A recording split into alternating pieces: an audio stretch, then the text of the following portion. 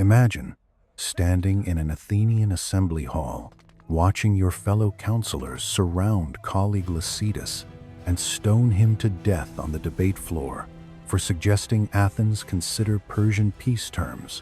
Then, watching Athenian women drag his wife and children into the street and stone them to death too, because the Greeks were done with diplomacy after Thermopylae's 300 and Athens burning twice.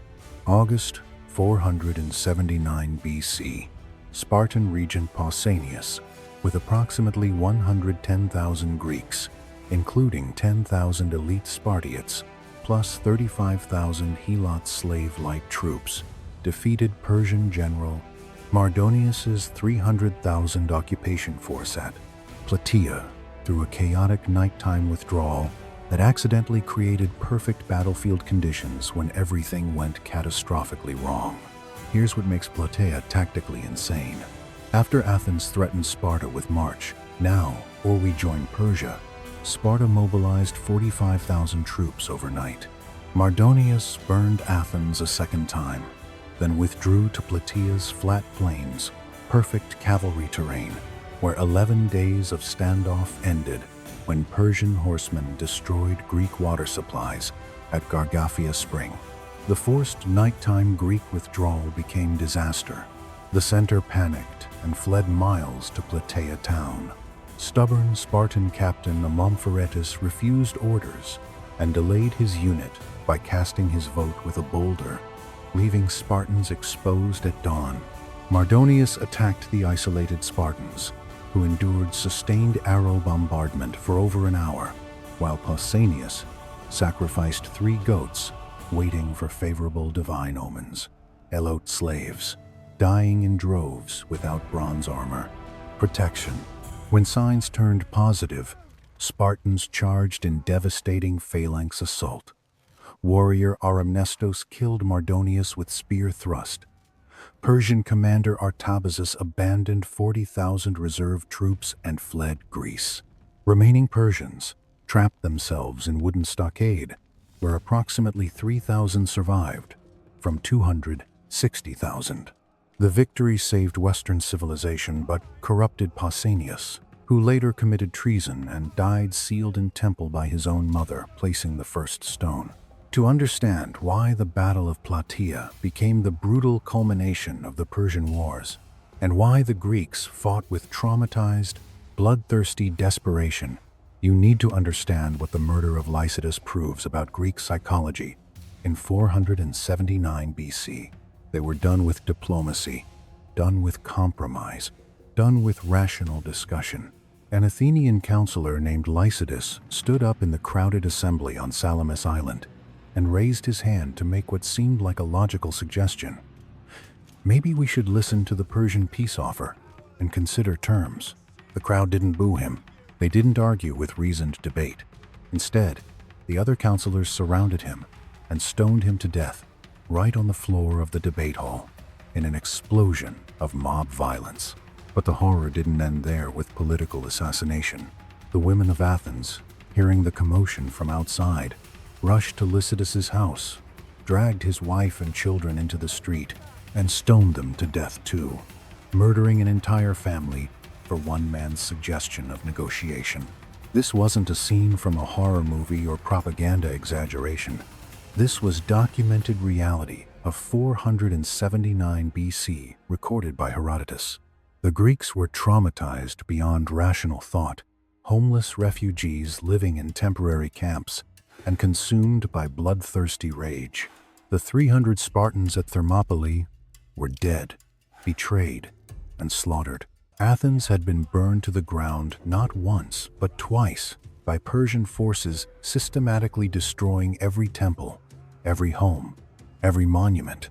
The only language the Greeks understood anymore was violence and vengeance.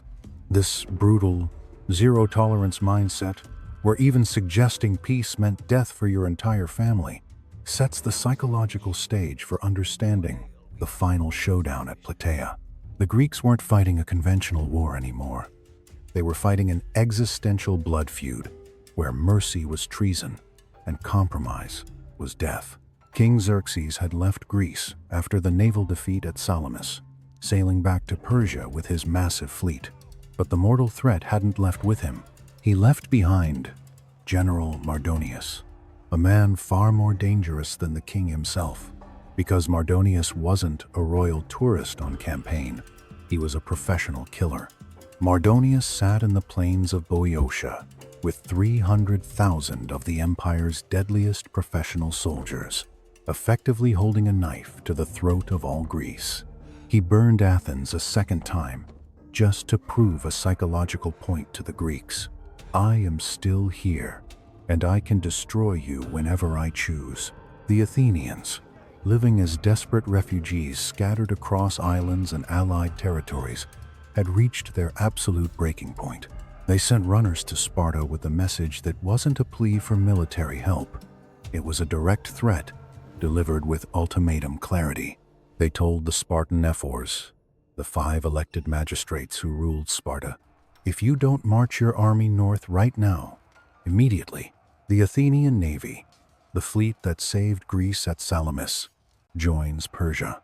And when that happens, your walls and your Isthmus of Corinth won't save you from combined Persian-Athenian assault. It was the wake-up call of the century that shattered Spartan complacency. The Spartans had been dragging their feet for months, hiding defensively behind the Isthmus of Corinth, hoping the Persian problem would somehow go away or resolve itself. But faced with the terrifying prospect of a Persian-Athenian military alliance that would doom them, the legendary Spartan war machine finally kicked into gear with shocking speed. And when Sparta mobilizes for total war, the ground literally shakes. In a single night, one night of furious preparation, the ephors issued a mobilization order that defies belief in its scale and audacity. They didn't just send a vanguard or expeditionary force. They emptied the entire city of military-age males. 5,000 Spartiates, the elite of the elite warrior class, every full Spartan citizen of fighting age, suited up in their bronze armor. But here's the rare logistical detail that shows the massive scale of their intent. They brought the helot slaves to war. For every single Spartan hoplite warrior, 7 helot slaves were armed with light weapons and ordered to march as auxiliary troops. That's 35,000 conscripted servants marching to war alongside their Spartiate masters, combined with 5,000 other Peloponnesian provincial troops from allied territories. A massive military column of 45,000 men vanished from the Peloponnese before sunrise, like a disappearing army. When the angry Athenian envoys woke up the next morning, expecting to scream at the Spartan leadership for their delay, the ephors simply looked at the rising sun and said, with dry Spartan wit, "You can stop shouting now. The army is already at the Isthmus border. The hunt has begun." While the Spartans were marching north through mountain passes, kicking up dust and terror in equal measure, General Mardonius was already making his calculated countermove with professional precision. And this is where we need to stop and correct a massive, persistent misconception about the Persian Wars perpetuated by popular culture. In movies and simplified narratives, the Persians are often depicted as a mindless horde, an unskilled swarm of conscripted slaves driven forward by whips and terror.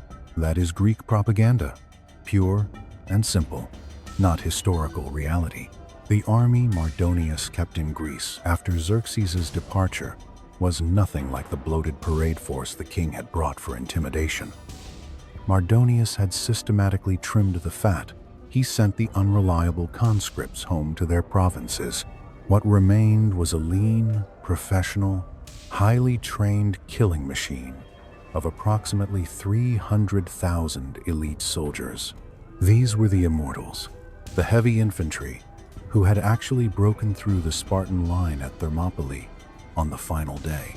These were the Saka horse archers from the Central Asian steppes, men who could put an arrow through a greave gap while riding at full gallop. Mardonius wasn't relying on overwhelming numbers or cheap tactics. He was relying on speed, cavalry, mobility, and superior tactical flexibility that Greek hoplite phalanx formations couldn't match on open ground.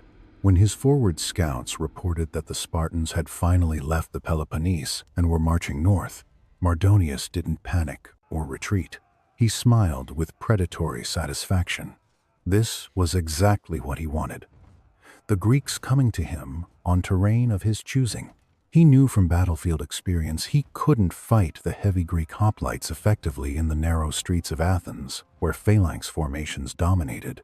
That would be tactical suicide. He needed room to maneuver his cavalry. So he gave the calculated order to evacuate Athens completely, but not before delivering a final psychological insult. He ordered the city to be systematically razed to the ground. Anything that was still standing after the first invasion, walls, houses, temples, public buildings, was pulled down, smashed with rams, or burned to ashes. He turned Athens into a graveyard of broken stone and smoking rubble, leaving the Greeks nothing to return to but ash and devastation. It was a deliberate scorched earth policy designed to break Greek hearts and morale before the decisive battle even started. Then Mardonius withdrew his massive forces north into Boeotia, near the city of Thebes, a region that had collaborated with Persia. This wasn't a retreat born from fear. It was a carefully planned trap. He chose his ground with the precision of a chess grandmaster who sees the entire board. He set up his fortified camp along the Asopus River in the flat, open plains of Plataea. Why specifically there? Because Greek hoplite phalanx tactics had a fatal, exploitable flaw. They were painfully slow-moving. The phalanx was an unstoppable wall of bronze and spears when it advanced. Yes, but it turned with all the maneuverability of a massive sailing ship. On flat, open ground, Mardonius's cavalry could dance circles around the ponderous phalanx formations, flank them from multiple directions, and pepper them with arrows until cohesion broke. He built a massive fortified stockade, a square mile of wooden walls, and defensive towers, creating a secure base of operations that could withstand siege. He effectively built an entire city of war in the middle of a field and sat back comfortably, waiting for the Greeks to walk into his prepared slaughterhouse. And they almost did exactly that. The allied Greek army, now swelling with reinforcements from every city-state that wasn't actively collaborating with Persia, arrived at the southern edge of the Plataea plain. They looked down from the foothills of Mount Cithaeron and saw the intimidating ocean of Persian tents stretching to the horizon. They saw the glittering armor of the immortals. They saw thousands of horses grazing peacefully by the river, and the Greek commanders, led by Spartan regent Pausanias, nephew of Leonidas, did the only tactically smart thing possible. They stopped advancing. They refused to descend onto the plain. They hugged the rocky slopes of the mountain, where Persian cavalry couldn't effectively reach them. It became an 11-day high-stakes staring contest. Mardonius camped down in the valley. Pausanias positioned up on the ridge. Days passed with minimal action. Mardonius grew increasingly impatient. He hadn't stayed in Greece to stare at Spartans. He stayed to kill them and complete the conquest. He decided to test their resolve and break the stalemate. He didn't send his precious infantry forward. He sent his elite cavalry commander,